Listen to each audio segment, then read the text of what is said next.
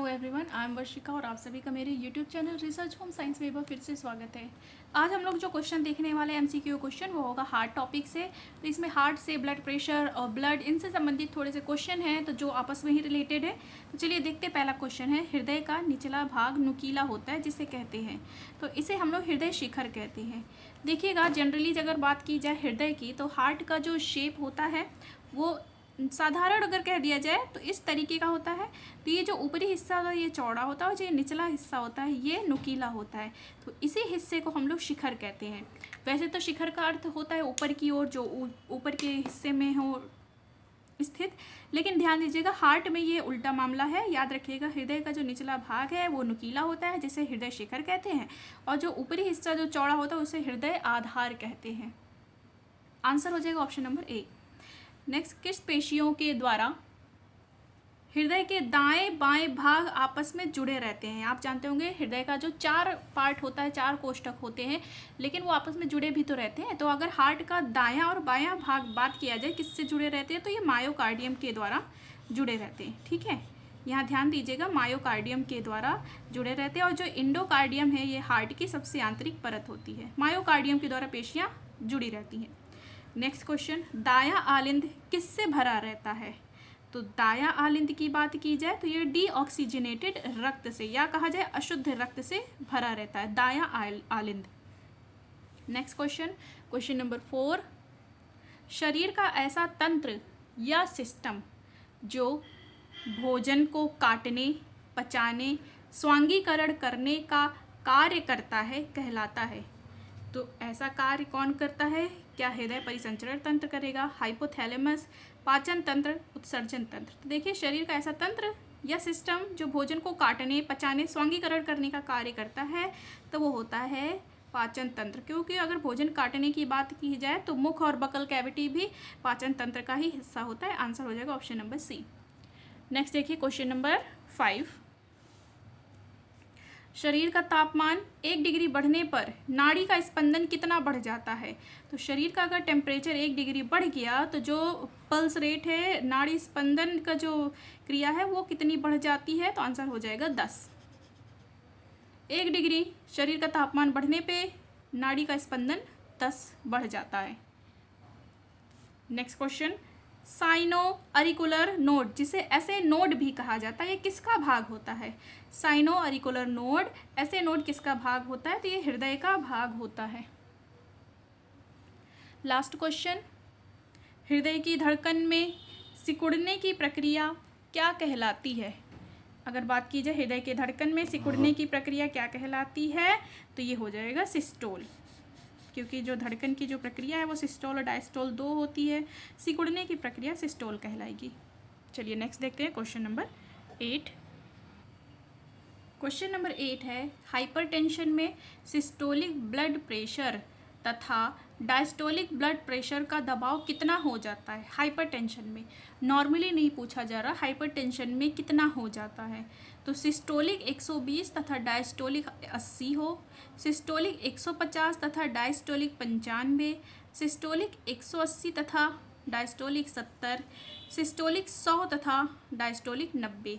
तो यहाँ पर सिस्टोलिक रेट अगर 150 और डायस्टोलिक 95 या इसके ऊपर पहुँच जाता है तो माना जाता है हाइपरटेंशन व्यक्ति को हो गया है। नेक्स्ट क्वेश्चन, इस फिग्मोमैनोमीटर से क्या मापा जाता है? इस फिग्मोमैनोमीटर से क्या नापा जाता है? हृदय की रक्त की मात्रा, हृदय का आकार, रक्त दाब, रक्त छानने की प्रक्रिया। आंसर हो जाएगा ब्लड प्रेशर, रक्त दाब।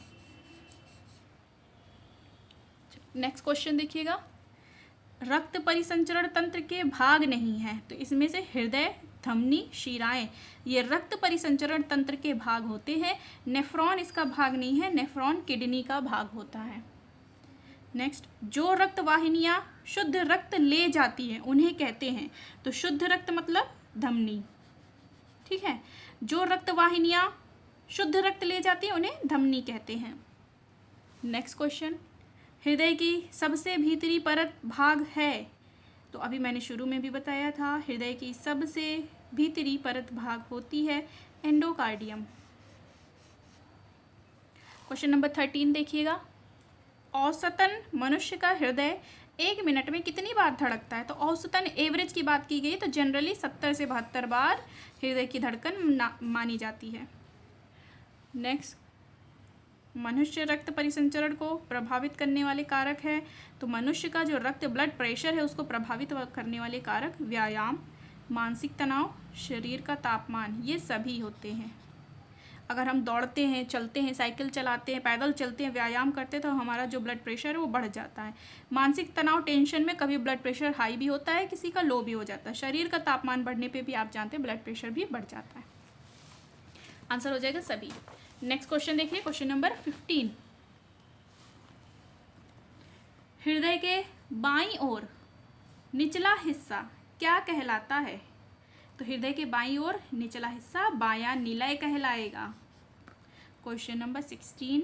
फुफ्फुसीय धमनी, पल्मोनरी, ध्यान रखिएगा फुफ्फुसी के लिए पल्मोनरी शब्द भी यूज होता है। फुफ्फुसीय धमनी ही एक ऐसी धमनी है जिसमें कैसा रक्त बहता है। तो अभी आपको याद हो कि अभी हमने पढ़ाया हुआ था धमनी जिसमें कि शुद्ध रक्त बहता है, लेकिन यहाँ पे अगर बात की जाए फुफ्फुसीय धमनी ही एक ऐसी धमनी है।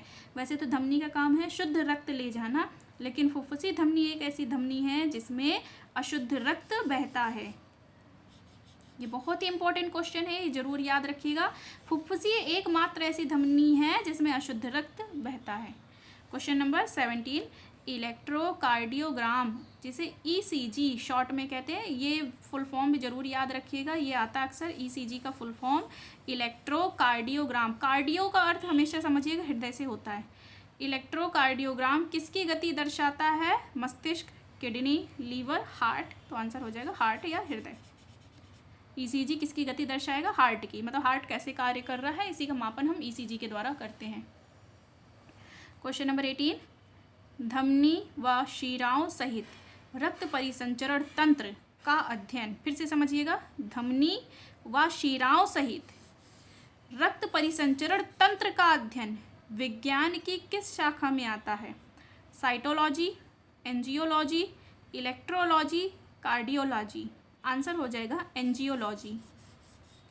एक चीज़ यहाँ ध्यान दीजिएगा, एक शब्द लिखा हुआ है कार्डियोलॉजी।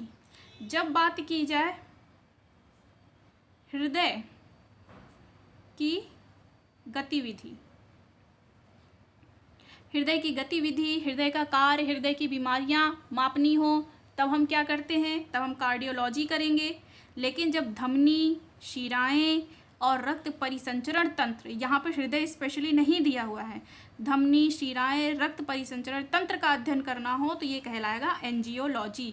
ये बहुत इंपॉर्टेंट क्वेश्चन है, थोड़ा ट्रिकी भी है, एकदम बढ़िया से समझ के चलिएगा, इसीलिए मैंने ये दोनों यहाँ पे ऑप्शन ऐड कर दिए ताकि आपको क्लियर हो जाए। हृदय की बात होगी क्योंकि हृदय की जो कही जाती है इकाई वो यही होती है ना, इसी में हम लोग ये शब्द पढ़ते। कार्डियोलॉजी किससे संबंधी है? तो हृदय संबंधित है, ये तो हृदय से संबंधित होती है। ठीक है, तो याद रखिएगा कि जो कार्डियोलॉजी है वो हृदय की गतिविधि, एंजियोलॉजी है ये रक्त परिसंचरण तंत्र जिसमें धमनी, शिराएं भी आती है, ये भी चीज़ें इंक्लूड होंगी। Question number 19। किसको हृदय का प्रारंभिक पेसमेकर कहा जाता है? पेसमेकर का मतलब है हृदय की गति को उत्पन्न करना। तो ये हमारा जो नेचुरली हमारे हार्ट में डेवलप रहता है, पहले से ही रहता है, जब से हमारा हृदय बनना शुरू होता है कार्य करना। तो हृदय किसको हृदय का प्रारंभिक पेसमेकर कहते हैं? तो आंसर देखिएगा ऐसे नोड से ही हृदय की जो गति है उसका प्रारंभ होता है। प्रथम हृदय ध्वनि को क्या कहते हैं? तो आपको पता ही होगा, हृदय से लव डब की आवाज़ आती है। तो प्रथम हृदय ध्वनि, तो लव डब में हमने सबसे पहले क्या शब्द कहा? लव। तो प्रथम हृदय ध्वनि को क्या कहते हैं? लव। लव डब की आवाज़ यही हृदय की ध्वनि होती है। चलिए, यहीं तक था आज का 20 क्वेश्चन, जो कि बहुत इंपॉर्टेंट सारे क्वेश्चन है, हार्ट से संबंधित, ब्लड से संबंधित। ब्लड का तो उतना नहीं है, लेकिन फिर भी समझिए ये रक्त परिसंचरण तंत्र से संबंधित काफ़ी इंपॉर्टेंट क्वेश्चन थे। अब हम लोग यहाँ पे देखेंगे आज का क्वेश्चन, जो कि आप लोगों के लिए होमवर्क जैसा होगा। सामान्य वयस्क मनुष्य के हृदय का वजन कितना होता है? जो सामान्य अवस्था में बात की जा रही है, मनुष्य के हृदय का वजन कितना होता है? 1350 ग्राम, 650 ग्राम, 300 ग्राम, 1000 ग्राम। इसका आंसर आप लोग कमेंट में ज़रूर मेंशन कर दीजिएगा। आज के लिए इतना ही, अपना ख्याल रखिएगा। वीडियो अच्छा लगा हो तो लाइक शेयर करिएगा और सब्सक्राइब जरूर करिए। आप लोग से किसी भी चीज़ के लिए पैसे भी नहीं लिए जा रहे, सिर्फ आपसे यही कहा जाता है कि लाइक शेयर और सब्सक्राइब कर दीजिए, बाकी और कुछ भी नहीं। अगर कंटेंट अच्छा लगता हो, पढ़ाने का तरीका अच्छा लगता हो, आपको लग रहा है कि आपकी काम की चीज़ें मिल रही हैं, तो एक ईमानदारी से सब्सक्राइब करके ही जाइएगा। धन्यवाद।